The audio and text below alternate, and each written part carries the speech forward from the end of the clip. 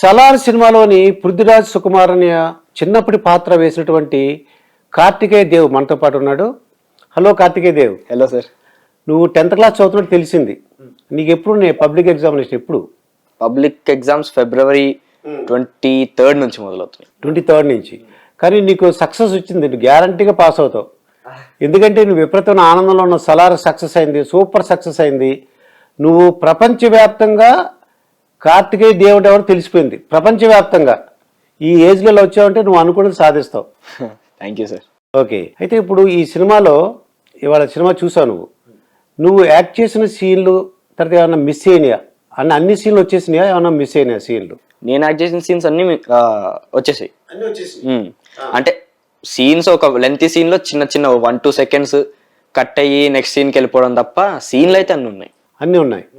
Okay, నీకు అక్కడ ఏంటంటే ఆ వెనకాల అప్పటికప్పుడు షూట్ చేసి చూపిస్తారు కదా వాళ్ళు, దానికి స్క్రీన్ మీదకి నీకు ఏమనిపించింది? నేను అది ఎప్పుడు చూడలేదు. నేను మానిటర్ చూసుకుంటే మళ్ళీ ఇంకా బెటర్ చేయాలి అనిపిస్తుంది కాబట్టి మానిటర్ ఎప్పుడు చూడలేదు నేను. ఓకే, మానిటర్ చూడకుండా డైరెక్ట్గా ఇప్పుడు నువ్వు యాక్ట్ చేసిన తర్వాత డైరెక్ట్గా స్క్రీన్ మీద చూసావు. డబ్బింగ్ లో చూసుకున్నా ఇప్పుడు చూసా. డబ్బింగ్ లో కూడా చిన్నది ఉంటుంది. ఇప్పుడు ఏమనిపించింది స్క్రీన్ మీద చూస్తుంటే నీకు ఏమనిపించింది? స్క్రీన్ మీద చూసినప్పుడు చాలా హ్యాపీ అనిపించింది. ఇంకా తొందరగా అయిపోయిందేమో అంటే నాకు తెలుసు కాబట్టి తొందరగా అయిపోయినట్టు అనిపించిందేమో మరి. ఓకే, ఇంకేంటి ఆ చిత్రం యొక్క అంటే ఆ సినిమా యొక్క నీకు ఎక్కడెక్కడ బాగా నచ్చింది? నాకు మెయిన్గా ఇంటర్వెల్ సీక్వెన్స్ లో చాలా బాగా నచ్చింది. నెక్స్ట్ ఆబ్వియస్గా మా scenes, next climax fight. Okay, climax fight తర్వాత ప్రభాస్ షర్ట్ లేకుండా వేసాడని తెలిసింది నాకు, చూసాను అది. ఏమన్నా అది ఎలా అనిపించింది నీకు? అది చాలా అంటే క్రేజీ అనిపించింది. ఆ లుక్ కానీ ఆ అప్పుడున్న కలర్ గ్రేడింగ్ చుట్టూ చాలా బాగా అనిపించింది అప్పుడు. ఇంకా ఇప్పుడు సినిమాకి వెళ్ళావు కదా, ఎవరెవరు అక్కడ సినిమా థియేటర్లు నిన్ను గుర్తించారా మరి? గుర్తించారు. చాలా మంది వచ్చి నువ్వేనా అని అడగడం, అవునంటే సెల్ఫీస్ తీసుకోవడం, బాగా చేసేవాడడం. అంటే ఎక్స్పెక్ట్ చేసేవా ఇంత గుర్తింపు వస్తుందని? నువ్వు ఊహించుండవు. మరి ఇంత ఊహించలేదు, బట్ ఎక్స్పెక్ట్ చేసే కొంచెం. అయితే సుమారుగా 15 days అది షూటింగ్ జరిగిందని చెప్పావు నాకు. అంటే నాకు తెలిసింది 15 days to 20 days చేసినట్టు, డబ్బింగ్ అన్నీ కలిపి అనుకుంటున్నాను నేను. అయితే రెమ్యూనరేషన్ ఎంత వచ్చింది?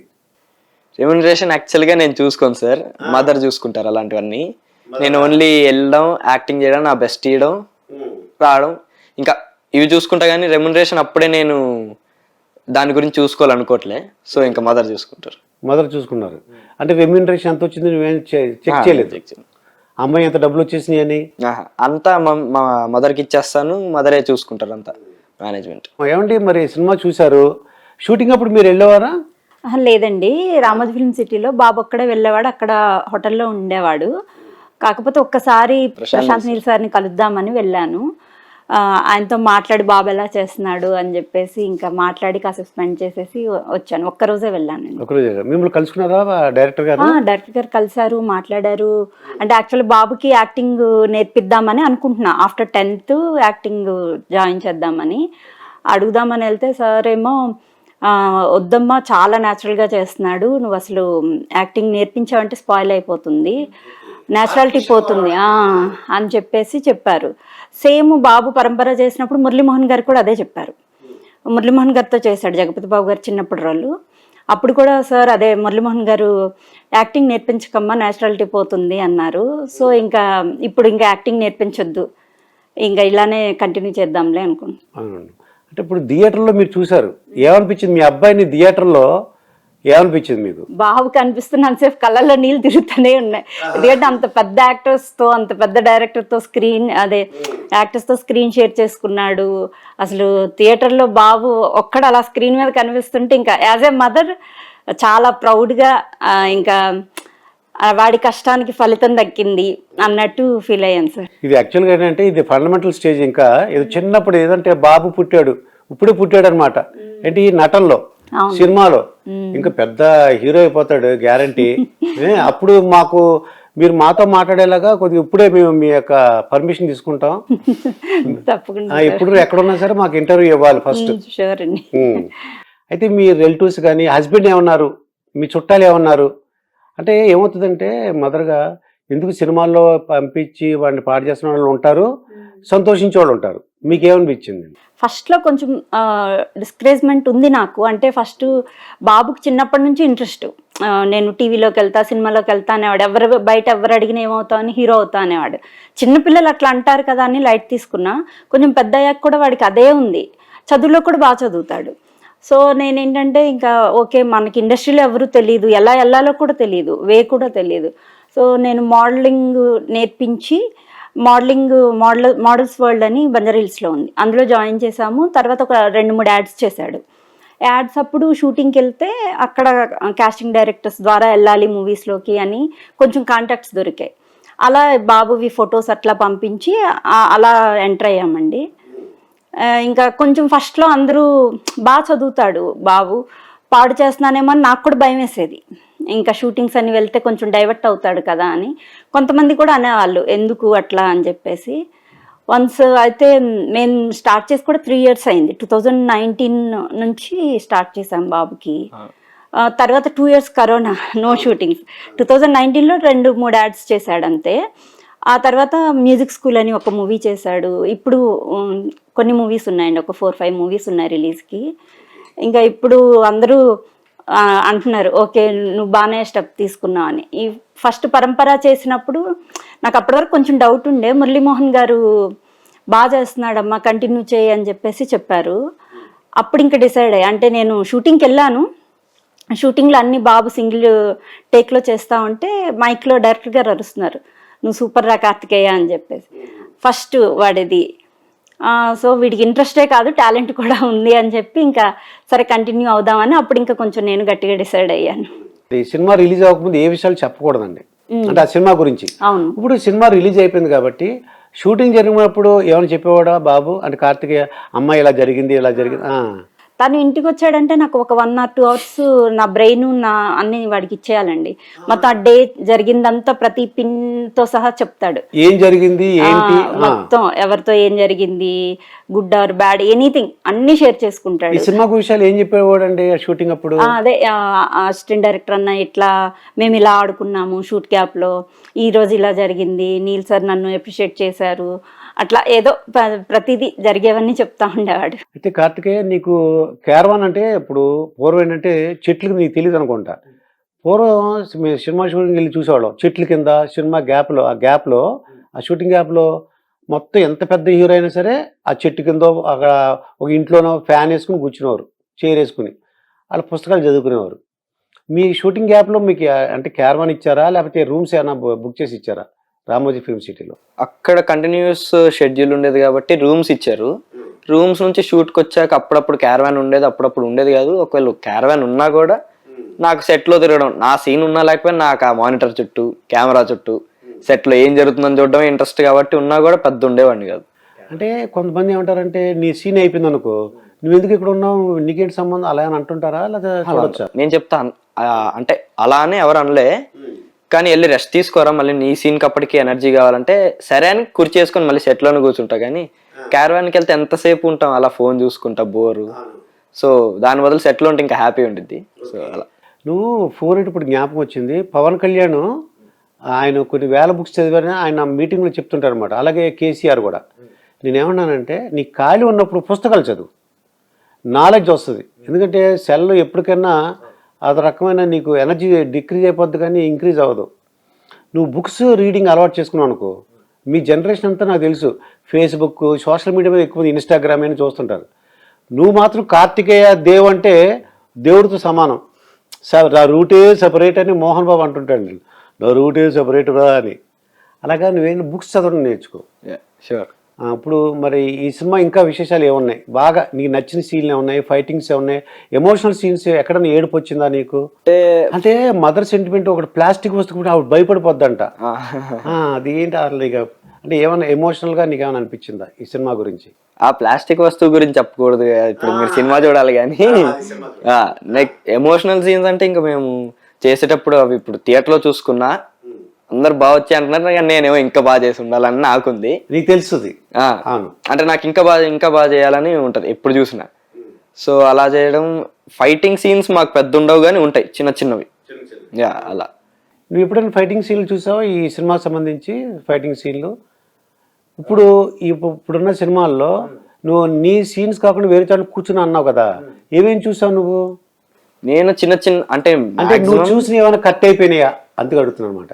లేదు లేదు, నేను మా షెడ్యూల్ అప్పుడు మాక్సిమం రోజంతా మాదే జరిగేది.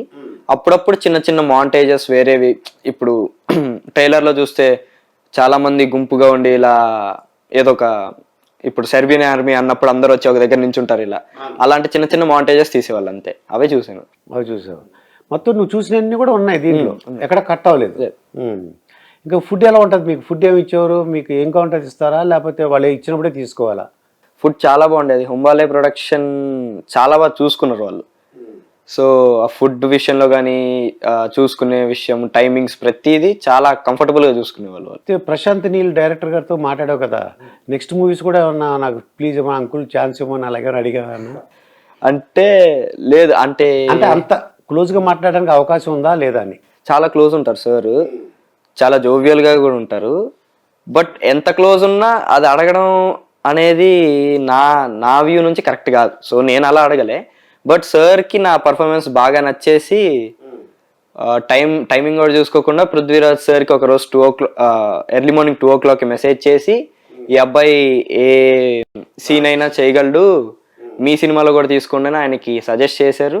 ఆయన కూడా నా యాక్టింగ్ నచ్చి ఆయన సినిమా లూసిఫర్ 2లో నన్ను ఆయన చిన్నప్పటి రోల్కి తీసుకున్నారు. చిన్నప్పటి రోల్ తీసుకున్నారు. Very good, thank you, congratulations, very good. Real అంటే మంచి మంచి ఛాన్స్లు వచ్చేస్తున్నాయి నీకు. ఇప్పుడు వరల్డ్ ఫేమస్ అయ్యావు నువ్వు. చిన్న 1 crore తర్వాత 70 lakhs బడ్జెట్లో చాలామంది యాక్ట్ చేస్తుంటారు.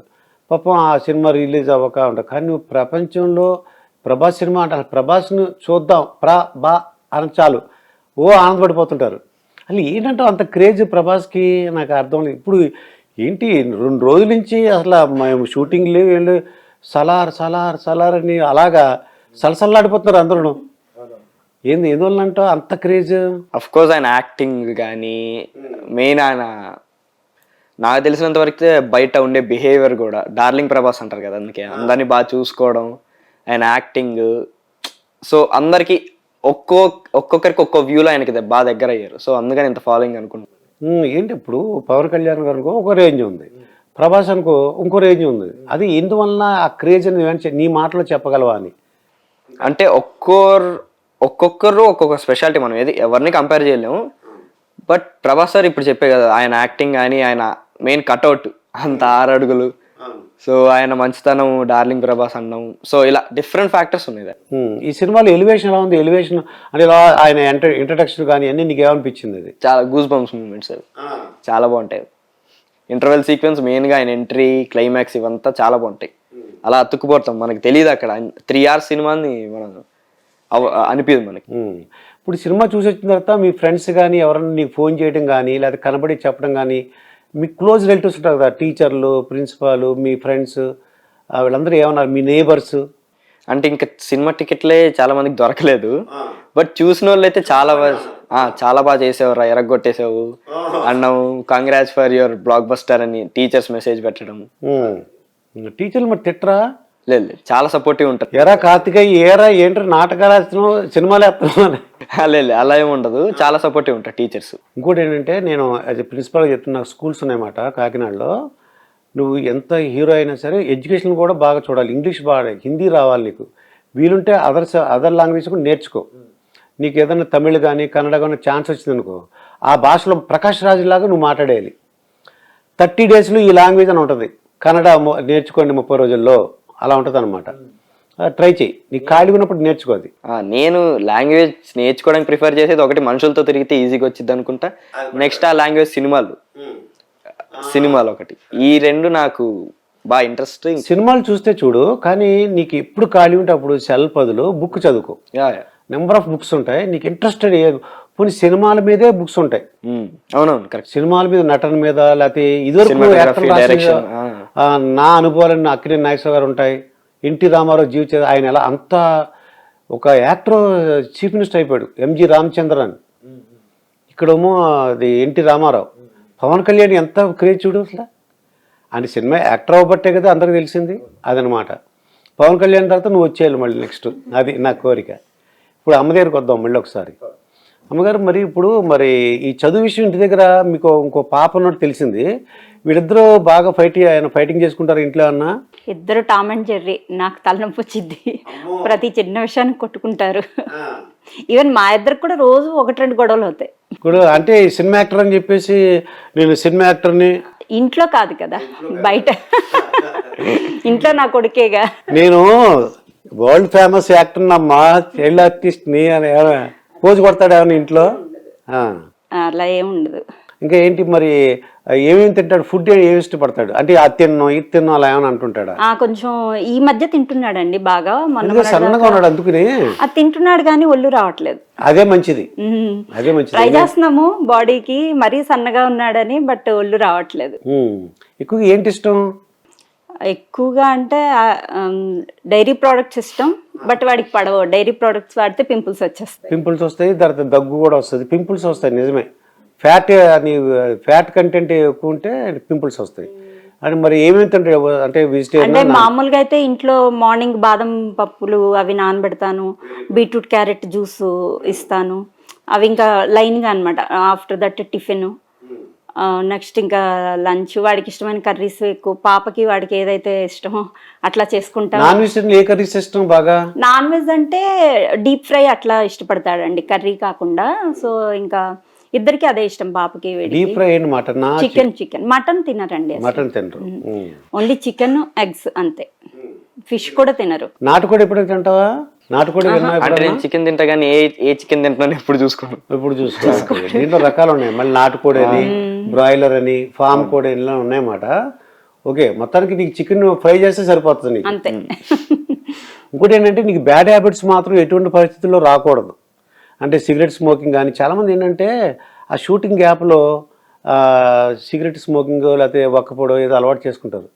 నువ్వు బుక్స్ రీడింగ్ మొదలెట్టావంటే అటువంటి ఏం ఉండదు నీకు. ఇంకా పవన్ కళ్యాణ్ అనో లేకపోతే ప్రభాస్ వీళ్ళందరూ జ్ఞాపకం పెట్టుకుంటావు, అమ్మో అని అనుకుంటావు. ఇప్పుడు మరి ప్రభాస్ ఎందుకు పెళ్లి చేసుకోలేదంటావు నీ ఐడియా ప్రకారం? అనుకుంటే సరదాగా గడుపుతుంది నీకు. అంటే ఆ సినిమాలో యాక్ట్ చేసావు కాబట్టి నువ్వు ఎవరు చెప్తావు చూద్దామని. లోక కళ్యాణం కోసం పెళ్లి చేసుకోలేదంట. మంచి మంచి సినిమాలు తీసి లోక కళ్యాణం గురించి ఆయన కళ్యాణం చేసుకోలేదు. అది ఓ అమ్మో, నువ్వు మామూలుడు కాదైతే. సో మంచి మంచి సినిమాలు తీసి వాళ్ళ ఫ్యాన్స్ ని ఫస్ట్ సాటిస్ఫై చేయాలని. అది లోక కళ్యాణం గురించి ఆయన కళ్యాణాన్ని ప్రస్తుతానికి ఆపుకున్నారు. నువ్వు ఇంటెలిజెంట్ అమ్మో. కవితలు వచ్చేస్తున్నాయి. అమ్మ పేరు కవిత, మీ పేరు కవిత ఎందుకు పెట్టారంటే మీ నాన్నగారు తెలుగు పండిట్ అని చెప్పారు. మీ పేరు కూడా అమ్మ పేరు కవిత. నువ్వు కూడా కవితలు చెప్పేస్తున్నావు, అమ్మో కవితలు చెప్పేస్తున్నావు అన్ని చక్కగాను. మరి చెల్లితో ఫైటింగ్ చేసి ఎటువంటి పరిస్థితుల్లో అమ్మకి ఇబ్బంది కలిగించకూడదు, మంచి పేరు తెచ్చుకోవాలి. ఇంకా విశేషాలు ఏమున్నాయి మీకు? ఈ సినిమా విశేషాలు ఇంకేం మీ కోరికలు ఏమున్నాయి? మీకు ఏమనిపిస్తుంది మీ అబ్బాయి ద్వారా? ఇప్పుడు చెప్పండి పర్లేదు. అంటే మీ అబ్బాయి ఫ్యూచర్ ఎలా ఉండాలని కోరుకుంటున్నారు? అంటే వాడికి నచ్చినట్టు ఎయిదర్ నేను చదువైనా నేను ఎంకరేజ్ చేసేదాన్ని, వీడికి ఇండస్ట్రీ రావాలన్నాడు. అది కూడా మా హస్బెండ్ అయినా నేనైనా అంటే కొత్తగా ఆలోచించి తీసుకొచ్చాము. కానీ చాలా మంది భయపెట్టారు, మీ అంత డేరింగ్ ఎవరిని చెయ్యము పిల్లల్ని అని చెప్పేసి. బట్ మేము భయపడతారు. ఇంకా వాడికి అంత ఇంట్రెస్ట్ ఉంది కాబట్టి మనం ఇది చేయకూడదు అన్నట్టు అలా తీసుకొచ్చాను సార్. మరి పార్ట్ 2 ఒకటి ఉందంట, దాంట్లో మళ్ళీ పాత్ర కంటిన్యూ అవుద్దంటారా ఏమన్నా? అది ఇంకా నాకు తెలియదు సార్. అది ఒకవేళ అనుకుంటే నిన్ను మళ్ళీ పిలవచ్చు, లేదంటే నీ దాంట్లో తీసుకుని మళ్ళీ ఏమైనా రిపీట్ చేయొచ్చాము, ఏమన్నా కట్ చేసిన ఉంటే. అవునవును, అది ఇంకా అది అంటే ఒకవేళ అలా అనిపించింది అనుకో, వాళ్ళకి తెలిసి వాళ్ళకి ఫీడ్బ్యాక్ వెళ్తుంది. సరే అది ఈ పృథ్వీరాజ్ సుకుమార్ ఉన్నారు కదా, ఆయనది బాగా ఇంకా చిన్నప్పుడు పాత్ర చూపించమని వాళ్ళ ఫ్రెండ్స్ వాళ్ళకి చెప్తారు కదా, వాళ్ళు వెల్ విషర్స్ ఉంటారు, వాళ్ళకి తెలుస్తుంది, ఫీడ్బ్యాక్ వస్తుంది, మళ్ళీ పిలవడానికి అవకాశం ఉంది. నువ్వు మాత్రం రెడీగా ఉండాలి. లూసిఫర్ 2 కూడా వచ్చింది కాబట్టి. అయితే పార్ట్ 2 ఛాన్సెస్ ఉంటే ఉండొచ్చు. నీకు ఇంకా హీరోస్ ఎవరెవరంటే ఇష్టం నీకు బాగా? నాకు ఒక్కరనే ఏం లేదు సార్, అందరు ఇష్టమే. అందరిలోంచి ఒక్కొక్క క్వాలిటీ ఇష్టం. మరి పవన్ కళ్యాణ్ అక్కడ ఆంధ్రప్రదేశ్లో ఎన్నికలకు వెళ్తున్నా తెలుసా మీకు? పార్టీ పెట్టినట్టు. అవునవును తెలుసు. ఏమంటావు? నీకేమన్నా అనిపిస్తుంది? తెలుసా నీకేమన్నా ఆ రాజకీయాల గురించి? అన్నా ఇప్పటికి పాలిటిక్స్ నాకు సంబంధం లేదు, నాకు దాని గురించి పెద్ద తెలియదు. ఓకే. పవన్ కళ్యాణ్ సినిమాలు చూస్తుంటావన్నా? అందరి సినిమాలు చూస్తున్నా, వాళ్ళ సినిమాలు వీళ్ళ సినిమాలు అని కాదు. మహేష్ బాబు వీళ్ళందరివి. అదే ప్రభాస్ ని ఎప్పుడు కలుసుకున్నావా ఎప్పుడన్నా? లేదు సార్, ఇప్పటిదాకా కలవలేదు. కానీ నేను కలుసుకున్నాను. కలుసుకున్నాను, ఆయనతో మాట్లాడాను. కాకపోతే అది ఒక అది కృష్ణరాజు గారు చనిపోయినప్పుడు వీళ్ళు పలకరించారు అనమాట. అప్పుడు నాకు అది లోపలికి వెళ్ళడానికి అవకాశం వచ్చింది. ఇంకా నీ మనసులో ఏంటి ఇంకా కోరికలు ఏమున్నాయి? అంటే చదువు ఎంతవరకు చదువు అనుకుంటున్నావు? ఫ్యూచర్ నీ భవిష్యత్తు ప్రణాళికలు ఏమున్నాయి నీకు? నాకు చదువు కంటిన్యూ చేయాలని ఉంది. అఫ్ కోర్స్ ఇంకా మంచి యాక్టర్ అవ్వాలి, ఇంకా మంచి పేరు తెచ్చుకోవాలి, మంచి మంచి సినిమాలు తీయాలని ఉంది. డిఫరెంట్ క్యారెక్టర్స్ ట్రై చేయాలి. సో ఒక సూర్య సార్ లాగా, ఒక సత్యదేవ్ సార్ లాగా. సత్యదేవ్ కూడా villain shade, hero shade, different characters try చేయాలని, నాట్ ఓన్లీ హీరో అని. సో అలా ఉంది. చదువు కూడా కంటిన్యూ చేయాలని. అంటే షార్ట్ ఫిల్మ్లను సీరియల్స్ వేయడానికి అవకాశం ఉందా? ఓటీటీ ప్లాట్ఫామ్ ఇవి ఉన్నాయి, వెబ్ సిరీస్, అటువంటి ఇంట్రెస్ట్ ఉందా నీకు? మెయిన్ అయితే నా గోల్ అయితే సినిమానే. మరి గోల్ సో వాటి గురించి ఇంకా ఆలోచించలేదు. అంటే సీరియల్స్ అమ్మా మీరు ఒప్పుకుంటారా? సీరియల్స్ కానీ వెబ్ సిరీస్ వచ్చాయి, బట్ నేను స్టడీస్ పాడవుతాయి. మూవీస్ అయితే ఓకే అన్నట్టు మేము ఫస్ట్ నుంచి మూవీస్ అనే టార్గెట్ పెట్టుకున్నాం. సో మూవీస్ వరకే. వెబ్ సిరీస్ కూడా అండి? వెబ్ సిరీస్ చేస్తున్నాడండి. అది పరంపర వెబ్ సిరీస్ వాడి ఫస్ట్ది. ఇప్పుడు కూడా ఒక web series hero child role చేశాడు మొన్న ఈ మధ్య. అవి ఓకే, బట్ మరీ సీరియల్స్ అంటే అవి కంటిన్యూస్గా సంవత్సరాల తరబడి ఉంటాయి. సో అందుకని మాకు అంత ఇంట్రెస్ట్ లేదు. ఒకటి ఏంటంటే మీ అబ్బాయి ద్వారా డబ్బులు సంపాదిద్దామనా, పేరు సంపాదిద్దామనా, వాడు యాక్టర్ అవ్వాలనా? ప్రెసెంట్ అయితే వాడికి వచ్చేది వాడి మెయింటెనెన్స్కే సరిపోయిద్ది. డబ్బులు సంపాదిద్దామని కాదు, వాడి గోల్ వాడు యాక్టర్ అవ్వాలి. సో మనకి ఇండస్ట్రీలో ఎవరూ లేరు. సో ఇప్పటి నుంచి వాడు ఇందులో ఉంటే కాంటాక్ట్స్ పెరుగుతాయి, వాడి యాక్షన్ అందరికీ కొంచెం నోటెడ్ అవుతుంది అన్నట్టు ఆలోచిస్తున్నాం. కానీ వాడు ఏదో మనీ సంపాదించేస్తాడు అన్న థాట్ అయితే కోట్లు సంపాదించాలి, పొలాలు స్థలాలు కొనేయాలి, అంత చిన్నోడండి అప్పుడే. అంత అసలు ఆ థాట్స్ కూడా ప్రెసెంట్ ఏం లేవు. వాడు నిలదొక్కుకోవాలి ఇండస్ట్రీలో, అంతే. అయితే నా కోరిక ఏంటంటే నువ్వు ఒకటి బుక్స్ చదవమని చెప్పా, రెండోది బ్యాడ్ హ్యాబిట్స్ రాకూడదు. అమ్మా నాన్నలు ఎప్పుడు కూడా అమ్మని జ్ఞాప పెట్టుకోవాలి. ఓకే, అమ్మని జ్ఞాప పెట్టుకోవాలి. ఏదన్నా ఫ్రెండ్స్ ఎవరైనా ఏమన్నా మా అమ్మ మీద ఒట్టేసాను రా అని చెప్పాలి. మా అమ్మకు మాట ఇచ్చాను నేను ఫ్రెండ్స్ చేసుకునేది కూడా చూసుకునే చేస్తా, వాళ్ళ బిహేవియర్ చూసే చేసుకుంటా. మీ మంచి హీరో అవ్వాలని, ఏంటి సూపర్ హీరో అవ్వాలని, మళ్ళీ నాకు ఒక ఇంటర్వ్యూ ఇవ్వాలని, అమ్మ పక్కన ఉండాలి. నాకు అమ్మతోనే కావాలి ఇంటర్వ్యూ. కవితమ్మ గారే, అమ్మ పేరు కవిత. కవితమ్మ గారి కవిత గారు ఉండాలి, అమ్మ ఉండాలి, నువ్వు ఉండాలి. ఈసారి చెల్లి కూడా రావాలి, ట్రై చేద్దాం. వీలుంటే నాన్న కూడా. పదాలు తెలియని పెదవులకు అమృత వాక్యం అమ్మ. సంతానలేమి సమస్యతో బాధపడుతున్న ప్రతి స్త్రీమూర్తి బాధను మేము అర్థం చేసుకోగలం. ఫెటినైన్ వరల్డ్ బెస్ట్ ఎంబ్రియాలజీ ల్యాబ్ మరియు జిల్ట్రిక్స్ అలారం సిస్టాన్ని మొట్టమొదటిసారిగా ఏపీ మరియు తెలంగాణలో ఈ నెల 9న ప్రముఖ సినీ నటి స్నేహ, స్పెయిన్ దేశానికి చెందిన international senior embryologist Javier Herrera గారు ప్రారంభించారు. ఈ శుభతరుణంలో రక్త పరీక్షలు, AMH test, RBS, semen analysis, ultrasound scan, follicle scan ఈ నెల 31 వరకు ఉచితంగా అందిస్తుంది. 49 49 అంటే సంతానం, 49 అంటే సంతోషం.